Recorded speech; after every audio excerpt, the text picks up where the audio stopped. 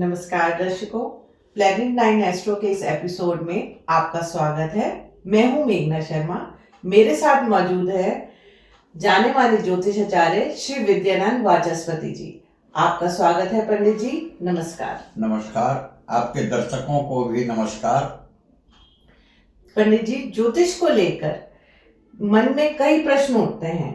उसी कड़ी में हम आपसे जानना चाहते हैं कि ज्योतिष क्या है। ज्योतिष शास्त्र क्या है, इस प्रश्न का उत्तर मैं बहुत ही संक्षेप में दे रहा हूं। ज्योतिष शास्त्र जी ग्रहों की गति, संचार, परिभ्रमण काल, ग्रह एवं नक्षत्रों का अध्ययन करने का एक शास्त्र है। अच्छा। अब यह ज्योतिष शास्त्र की उत्पत्ति वेदों से है। अच्छा। वेद भारतीय संस्कृति का मूल आधार है। जी। भारतीय सभी विद्याएं वेदों से ही प्रकट हुई है। अच्छा, ज्योतिष भी उसी वेद से प्रकट है। मतलब आप ये कहना चाहते हैं कि हमारे 6 वेद हैं और उन वेदों में से ज्योतिष भी उसी में से एक है। जी हाँ जी। अब ज्योतिष शास्त्र की उत्पत्ति तो मैंने बतला दिया, 6 अंगों में से एक है। और ज्योतिष अच्छा। शास्त्र के भी 2 अंग हैं, गणित और फलित। अच्छा। ज्योतिष शास्त्र संपूर्ण गणित है, गणित पर ही आधारित है। ज्योतिष शास्त्र खगोल विज्ञान पढ़ने का एक महत्वपूर्ण शास्त्र है।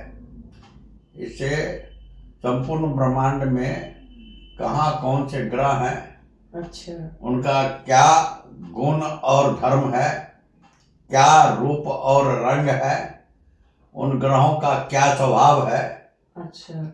इसकी जानकारी हमें ज्योतिष शास्त्र से प्राप्त होती है। अच्छा। और ज्योतिष शास्त्र मानव जीवन पर कैसे प्रभाव डालता है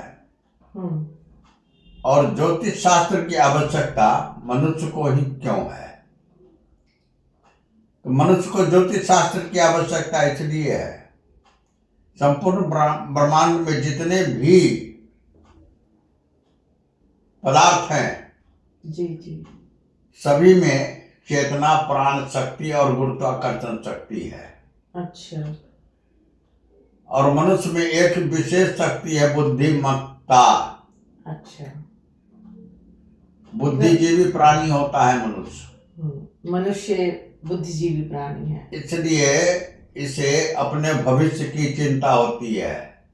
मनुष्य के अलावे इस पूरे ब्रह्मांड में कोई भी जीव और पदार्थ ऐसा नहीं है जिसे अपने भविष्य की चिंता होती हो।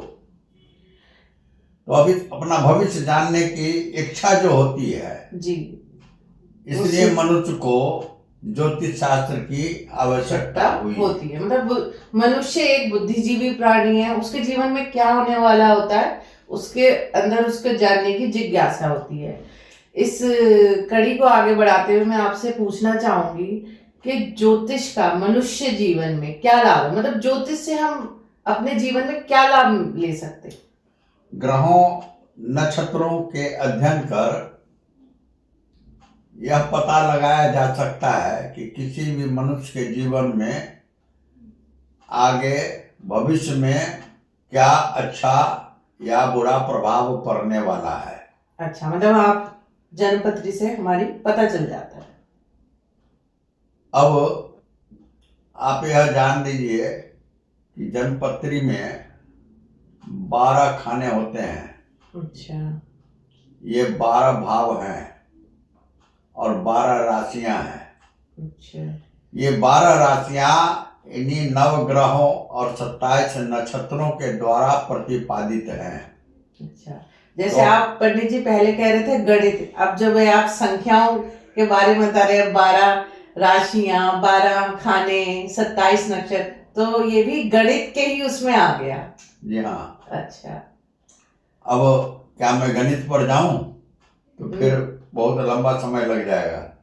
नहीं नहीं, आप इसका हमारे मानव जीवन पर क्या लाभ है? अब इस ब्रह्मांड में जितने भी पदार्थ हैं जी वो सभी में 3 शक्तियां संचारित हैं। चेतना शक्ति, प्राण शक्ति, गुरुत्वाकर्षण शक्ति। इन्हीं 3 शक्तियों के द्वारा जी संपूर्ण ब्रह्मांड संचालित है। जी मनुष्य में भी वही चेतना शक्ति, प्राण शक्ति और गुरुत्वाकर्षण शक्ति है।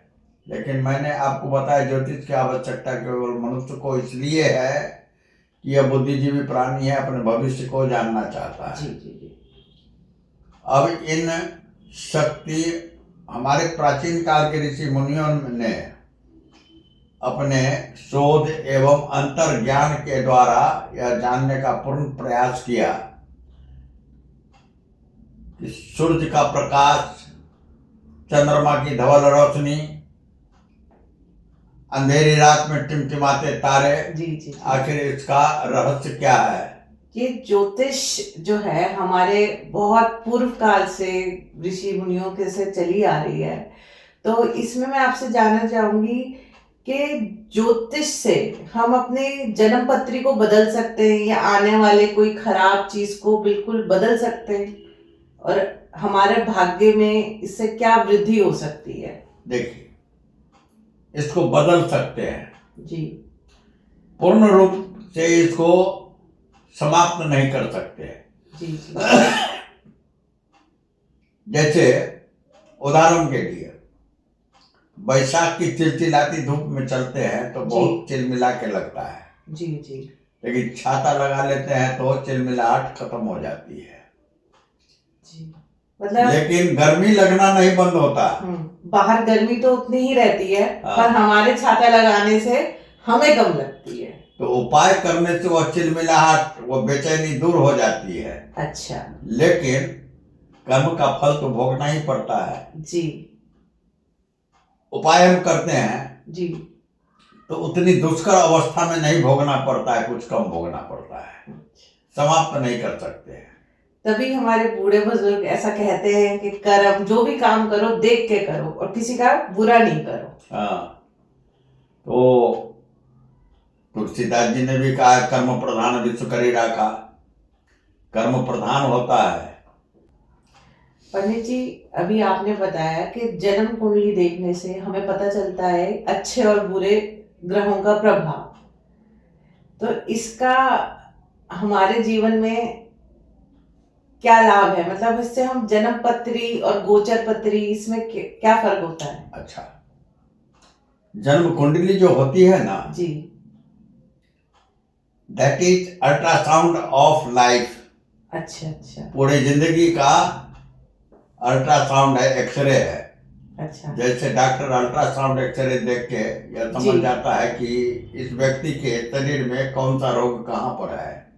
अच्छा, तो जन्म कुंडली से भी हम ज्योतिष जान सकते हैं कि इस मनुष्य के जीवन में कब और कैसा दुष्प्रभाव है।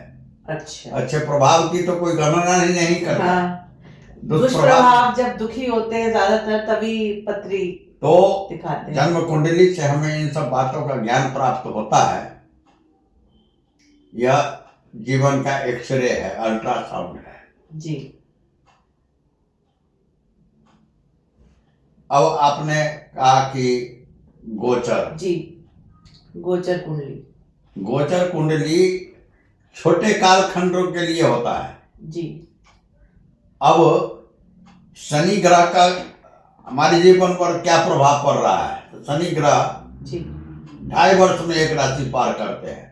अच्छा, तो हम शनि ग्रह के द्वारा 2.5 वर्षों का हम भविष्यवाणी कर सकते हैं। ये जो शनि ग्रह होता है इससे सब लोग बहुत डरते हैं, इसकी 7.5 का सुनकर। डरने की आवश्यकता नहीं है। मान लीजिए कि शनि अगर दुष्प्रभाव में हो जी, तो इसका तात्पर्य यह है कि यह मनुष्य वैसा ही कर्म करके आया है जो इसे भुगतना है। शनि को न्यायाधीश कहा गया है। दंडाधिकारी कहा गया है, जी, कर्म का भुगतान कराने वाला ग्रह कहा गया है। तो फिर उपाय के बाद में करेंगे हम जी, उससे कि अब पहले भी बता हाँ। चुके हैं उपाय करने से क्या होता है, नहीं होता है, कितना होता है। इसी तरह से इसके बाद का आता है राहु और केतु। वो 1.5 वर्षों तक एक राशि में रहते हैं। अच्छा, 1.5 वर्षों के बाद एक राशि को पार करते हैं, तो 1.5 वर्षों तक का प्रभाव हम बदला सकते हैं। इसके बाद आता है बृहस्पति का 13 महीने तक का, अच्छा, उनका परिभ्रमण काल है एक राशि में, जी। 13 महीने तक बदला सकते हैं। इसके बाद आता है मंगल का 1.5 महीने तक एक राशि में परिवर्तन काल करते हैं। अच्छा, फिर इसके बाद आता है सूर्य का 1 महीने तक एक राशि पर रहते हैं।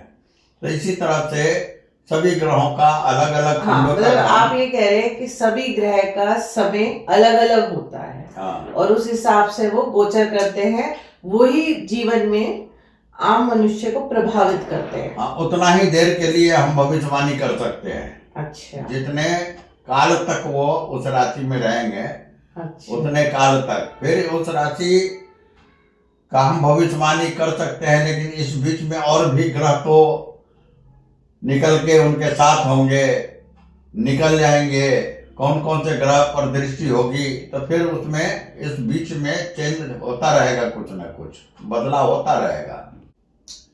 तो मैंने तो आपको बदला दिया कि गोचर कुंडली छोटे कालखंडों के लिए है, लग्न कुंडली जीवन का आईना है।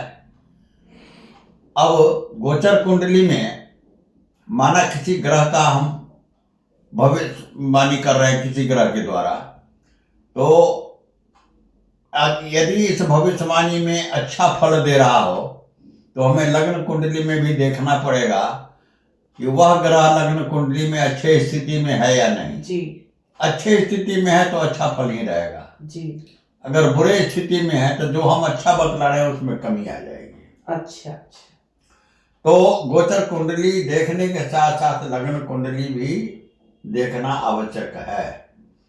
गोचर कुंडली अच्छा तो होगा जी, लेकिन लग्न कुंडली के आधार पर होगा, कितना अच्छा होगा ये हमारी जन्म कुंडली पर निर्भर करता है। तो ये भविष्यवाणी को पूरा का पूरा सटीक नहीं कहा जा सकता।